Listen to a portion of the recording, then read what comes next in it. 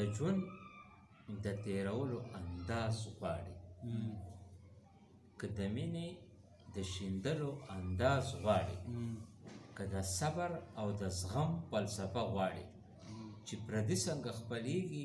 څنګه خوشحال شي، که د غیرو نزدېکت غواړي خپل ځان ته غریبۍ له شکست څنګه ورکړی کېږي، غریبۍ کې ژوندون څرنګه تېرېږي، د غلام او آقا څنګه ژوند تېرېږي، د خدای خوښ فکر چې هر خطا مواب کړي دغه فکر په ځان څنګه لاګو کېږي، امن سوي امن څرنګه خپرېږي، لږ د لور او د خور ژوند نه زده کړه وکړه په دې ټولو فلسفو باندې به پوه شي. او لږ د لور او خور د ژوند نه زده کړه وکړه په دې ټولو فلسفو باندې به پوه شي. پلاران په لوڼو خفه کېږي، بې وسه لوڼې